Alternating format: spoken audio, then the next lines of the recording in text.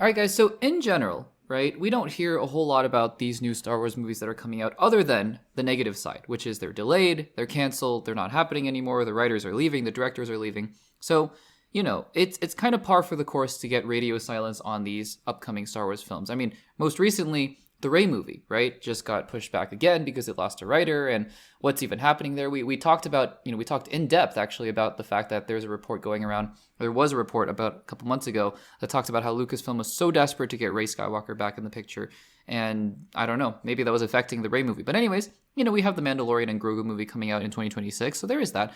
But another movie, as if you remember, when they were announcing all of these films, they announced 3 of them, right? The Rey Skywalker movie, Mandalorian and Grogu, and this third one, which personally was the one I was the most excited for, which was the James Mangold Dawn of the Jedi movie. And we don't even know if it's going to be called Dawn of the Jedi, but it's a story that's going to be set at the origin point of the Jedi and potentially the Sith. And James Mangold, was doing an interview, I think, and he gave a quote. Now, it's interesting, right? Because, in this world, right?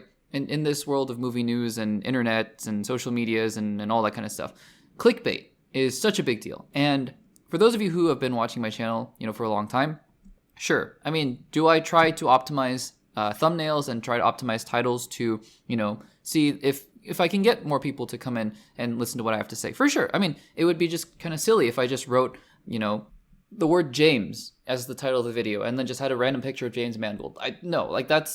That wouldn't be helpful for anybody. But, one thing I've committed to, because, again, not going to call out anybody in particular, not going to call out any channels, but there are some pretty big YouTube channels out there that use heavy, incorrect, by the way, false clickbait, just to get people to come watch their videos. And I'm talking more about the movie related, space and stuff like, new Marvel trailer comes out and it's like, no, it's not a new trailer. Anyways, I try really hard in my thumbnails and my titles to be sure that if it's a rumor, then I put a question mark just to be like, is this what's happening? Or I try to put as much information as possible. Like, Matt Reeves talks about Batman being whatever. Even recently, Andy Muschietti talks about Batman being postponed. Postponed was his word. He said postponed. Anyways, I'm getting off track here on a side tangent. But the reason I bring all this up is because when I first saw this headline, I was like, uh-oh, this is not good. It's not good. This is really not good, because what James Mangold said, just based on headlines, was going to deeply anger an already angered Star Wars fan base.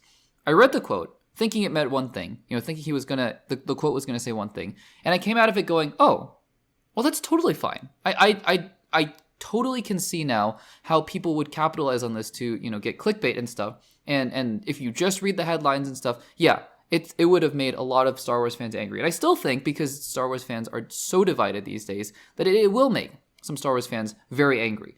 I think the quote is way milder than I had originally thought, and I think there's nothing really here. It's almost a nothing burger, actually. But the headlines, the juicy headlines of, James Mangold wants nothing to do with the lore of Star Wars. James Mangold doesn't care about Star Wars lore. James Gunn, is going to be handcuffed by Star Wars lore. None of it's really that much to talk about. So he gave this one quote. We're going to read it out here. And then I hope, for those of you who are watching this segment and listening to the podcast, you guys will see what I'm talking about here. So the quote says, from James Mangold, quote, "The Star Wars movie," he's talking about his movie, "would be taking place 25,000 years before any known Star Wars movies take place. It's an area and a playground that I've always wanted to explore, and that I was inspired by as a teenager. I'm not that interested in being handcuffed by so much lore at this point that it's almost immovable, and you can't please anybody." Okay, so the headlines are all going, James Mangold doesn't want to be handcuffed by lore, which would seem to indicate, and this was my first impression, James Mangold said, yeah, I'm going to just completely change up all the things about the origin of Star Wars and whatever, which, to be fair, in canonical Star Wars, like actual, film and TV Star Wars, whatever, there were all these levels of canon that went on. But like actual Star Wars canon, whatever that even means, there isn't really a whole lot concretely said about the origin of the Jedi and whatnot. So there's not, it's not like there's a whole lot of lore to quote unquote break, if that makes sense. That might be controversial to say, but whatever. What I was worried about was James Gunn, talking about James Gunn so much, James Mangold being like, yeah, I don't care that much about Star Wars lore. I'm going to make, the Gungans, the ones who started it out, and they actually, they created the Force by giant squid monsters and and I was going to be like, uh-oh, that's not good. Now, again, I have immense faith in somebody like James Mangold, who directed one of my favorite comic book movies of all time, Logan. He did Ford v Ferrari. He's done so many amazing films. So whatever he actually said, I still would have trusted him to be like, yeah, I'm going to make something interesting. And we'll see where we go from here. But reading this quote here, and I hope you guys see what I'm talking about. What he's actually saying is not controversial at all. What he's saying here, let's go sentence by sentence, because I think it's important to note just what parts of the quote are actually indicating anything and what parts are just him stating the extreme obvious. So, first sentence, this Star Wars movie would be taking place 25,000 years before any known Star Wars movies take place. There's nothing new about that. That's exactly what we knew before. I mean, we get maybe a window of time 25,000 years before. Doesn't really matter. Does it make a difference if it's 50,000, 10,000, 25,000 years? Not really. No. So that's the first sentence. And then the second sentence, it's an area and a playground that I've always wanted to explore and that I was inspired by as a teenager. Again, there's nothing there. It's this sentence here. I'm not that interested in being handcuffed by so much lore at this point that it's almost immovable and you can't please anybody.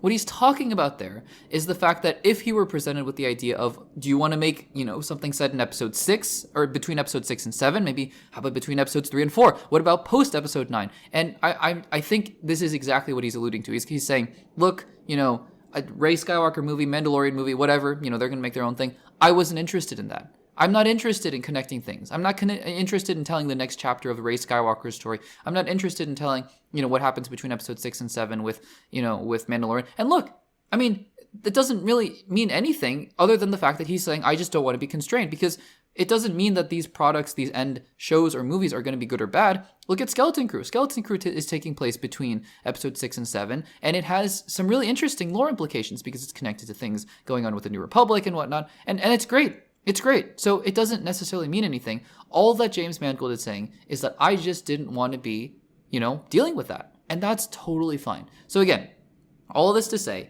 this is turning into a longer segment than I had originally thought, but I wanted to make the point here that, yeah, I originally saw all these clickbait headlines saying James Mangold doesn't care about the lore of Star Wars. James Mangold feels handcuffed. And I got a little worried because, maybe he actually did say that. Maybe he actually was like, no, I'm writing my Dawn of the Jedi movie and I just don't care about Star Wars lore. And that would have been a little concerning. Yeah, it would have been definitely concerning. But what he said here, really, it's nothing. It's totally nothing. So anyways, I just wanted to talk about that because, look, I know that Star Wars is deeply divided as a fandom. And it's honestly exhausting sometimes. I think Skeleton Crew has been such a breath of fresh air because it seems like most people that I've interacted with in the comments have loved Skeleton Crew just like me. And if you don't, totally fine. But I think it's been a more healthy discussion there than previous shows. So I've been enjoying this, but yeah, we'll see. We'll see where this goes from here. But guys, let me know in the comments down below. Are you excited for James Mangold's Dawn of the Jedi movie? And what do you think about his comments? Let me know in the comments down below.